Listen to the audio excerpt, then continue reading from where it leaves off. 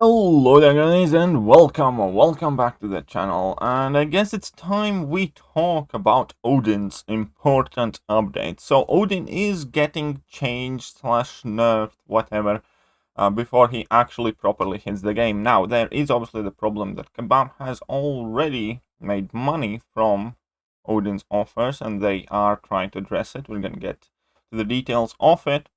But as I get deeper in this video, it's very important to understand that absolutely nothing I say will please everyone here. There are two very big groups. Some people are happy about the change, some people are not happy, and many people are trashing Kabam right now for everything. Some people are just kind of like disappointed in the way they are doing things, and some people are happy that Kabam are actually paying attention and doing these edits. But either way, there is no one single opinion that will make everybody watching this video nod their heads in approval, and that's not the point. And since it's also impossible to do that, I'll just do what I always do on this channel, and I will let you guys know my opinion. Now, that does not mean that I automatically am trying to discredit everybody else's opinion, but hopefully the way I argument myself will at the very least make most of you go like, maybe he's got a point. So either way, let's just break it down very quickly what is going to happen with Odin. The only real change to Odin is the fact that you cannot stack his pre-fight abilities. That's literally it. It's going to work exactly the same way as you saw, with this one exception where you can't stack multiple buffs on the same champion from different copies of Odin. And now it obviously does have significant implications, because there were several interactions that could make this quite busted. Like one of the more recent ones that somebody brought up in a stream of mine was, for instance, Old Man Logan. If you make his furies like crazy potent, there should be some interesting stuff happening there if you can put in like 3 copies of Odin or something, right? Old Man Logan potentially could do some great damage there. Now, do I think it would be game breaking? No. Do I think it would be fun? Yes. And that's an also important distinction, where a lot of these things would be kind of fun, and very few of them would actually have made very big impact on the game. However, since there is a way it can interact with Ghost, and that in exchange would affect the way Legends runs, for instance, for 7.2 are run, then for that thing in particular, and then possibly for Incursions runs, even I don't think it is as straightforward just to beef up Ghost and bash through everything. I don't think Incursions are quite as straightforward, but it could be done in Incursions because you can swap in and out champions. But in general, that is the change that's going to happen. And in order to quote-unquote compensate for it, anybody who purchased the bundles or used any units from Black ISO Market will receive equivalent number of crystals for the next featured champion next month. This may occur after Champions Preview bundle has been released. So if you did buy a crystal, that is what I did actually. I spent 300 units for Black ISO store crystal. So I'm going to get a free crystal basically. Now, am I fussed about it? Not too much. Now, there is obviously going to be a very big public outrage if the next champion sucks. Because, let's face it, 2021 champions have not been impressive, exciting, or overall vastly desired. So, hopefully they can break that dry streak and actually release something good. Something that people want. Because if they release a crap champion with crap abilities that seems underwhelming and give some people free crystals for that, it's not gonna please anyone. The only way this is going to go down well is that if next champion is going to be decently good champion. Ideally, obviously, people would want refunds, but let's face it, Kabam is gonna hold tighter to the money that you have given to them than, I don't know, diabetic to his insulin. It's not gonna happen. Kabam's never gonna issue refunds to anyone unless they probably have some literal court order to do so. So nobody should expect any refunds from Kabam ever in form of money. Right. So there's that first point. I think that's gonna cause them a lot of problems if the next champion's underwhelming. If the next champion is good, then people will largely be okay with that, because then it kind of counts as you basically got double the amount of crystals for the same price.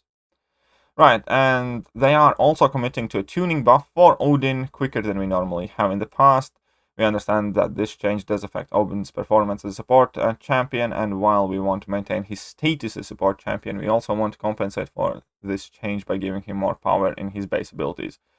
But here's the thing again. First of all, I don't think Odin should have been a support character, or at the very least, not only support character. Like, we have champions like Professor X or Apocalypse who are both and are excellent at both. Or Nick Fury, for instance. Nick Fury has excellent synergies, and you can look at him as a support character, but he's very, very great as a standalone champion himself. And I think Odin should have deserved the respect that these other champions have gotten to make him great at both things. And in general, I very much disagree with this idea at making popular champions kind of meh and support characters. You can make them have support roles, why not? But you should also make sure that that expectation, that name of Odin people have from Marvel is translated properly. In fact, I think Kabam is missing a huge, huge, huge deal here with the OG and most popular characters like Iron Man, like OG Cap, like Captain Marvel 2, like Black Widow, like Thor, not being a peak and center of this game. Because I think a lot of people download this game because they want to play with Miles Morales, because Miles Morales is hugely, let's say, important and loved character. And they download this game and Miles Morales suck. And there is a very good chance that not all, but a lot of people just delete the game immediately because they downloaded it with a purpose in mind to play with Miles Morales. And same with like Iron Man or Cap fans and stuff like that. So I do think Kabam needs to do a significantly better job to make sure, at the very least, that the most popular champions are all also competitive. They don't have to be busted, they don't have to be insane broken, but they do need to be competitive. And I think Odin should have been definitely the case, where at the very least Odin should be a good, usable champion because of his popularity. Anyways, I think that is a theme for another video, and I don't want to get too distracted. So finally, let's get to the point, what I actually personally think about these changes. And I'm happy to see them. Somebody asked me, do I think Odin is going to remain unchanged, like several days ago on stream, and I said that more than likely they're going to make his pre-fights unstackable. And I saw that coming a mile away, because that is where most of the problems lie. And let me explain exactly why it is such a big problem as well. Because, for instance, in Act 6 and Act 7, and especially in Act 7, you can bring in 4-star champions. So if you want to benefit from, let's say, doubling up on Odin, you mandatorily must have 5 and 6-star version of this champion. And if you run Legends, for instance, if you do not have 6-star Odin, you might get put in a disadvantage if it is a viable strategy, which we will see when the 7.2 Legends actually are going to happen. But I can see that like going double Odin plus Ghost Theme will be a viable strategy for some lanes at the very least. And that would immediately put people who only have one copy of Odin as a 5-star in quite huge disadvantage, because they would miss out on a significant attack boost there. And that I generally also would have had quite big of a problem with. But in general, I think most of the problems here start with that stacking, and I think that is the thing that should have changed. Now, the other alternative they could have done is either restrict his pre-fights only to a Cosmic class, which would suck even more, or they could have also potentially made those buffs passives that don't interact with anything, and then they would lose a lot of meaning. Because then it wouldn't interact with Angela, it wouldn't interact with a lot of different champions who benefit from having extra buffs, and it would also not interact with many different nodes.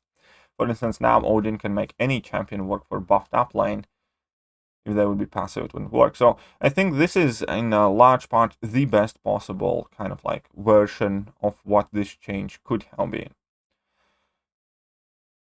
But at the same time, even though I agree with what Kabam did, I definitely still quite hardly disagree with how they did it and the time of it.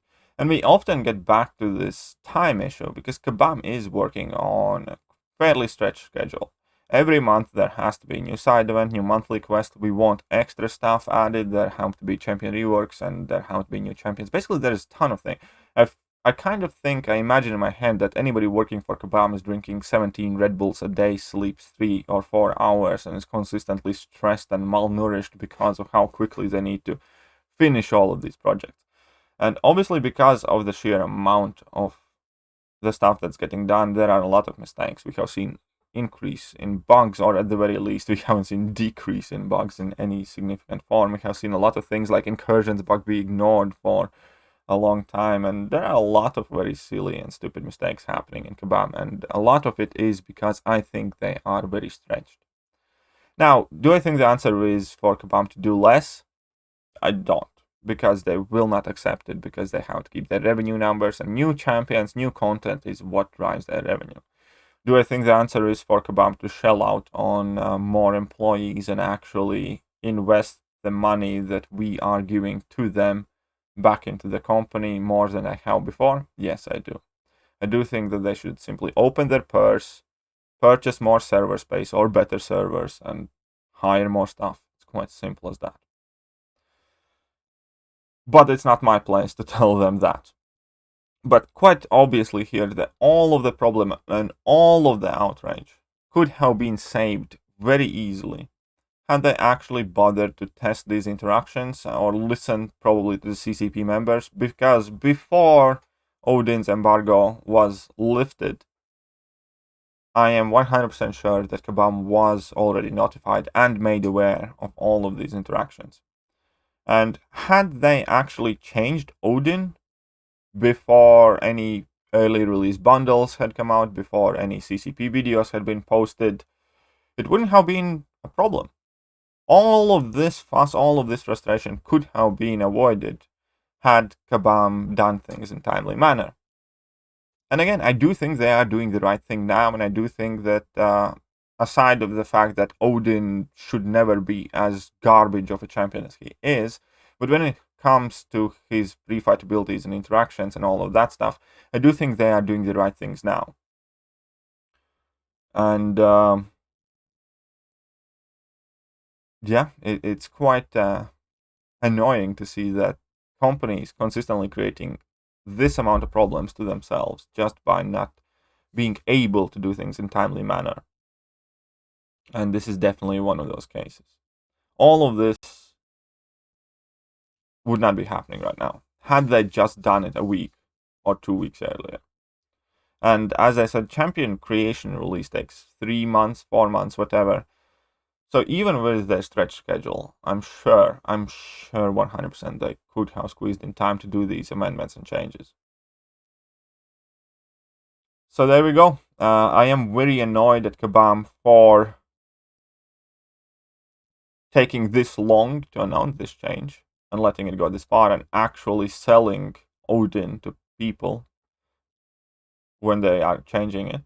But when it comes to the change themselves, I think it's better. I think it's for the best. Now again, I know that not everybody is going to agree with me. I know that a lot of people are very passionate about this subject and all that stuff, but at the very least, if you head down to the comment section, please do remain civil. Just let me know what you think. What would have been the best course of action for Kabam? What do you think of Odin now? And what do you think about the fact that Kabam are releasing champions that need buffing immediately? It's because it did make me feel kind of funny, and I'll probably address this thing in a separate video about new champions being underpowered on purpose just so they can get buffed later. Because that seems to be the case, because we are committing to tuning buff for Odin quicker than we normally have in the past. So that means they already were thinking about tuning him, which I find very strange. But hey, as I said, that is worthy a separate video discussion. Either way, that is it for me today, and I hope you guys enjoyed the video, and I'm gonna catch you guys soon. See ya!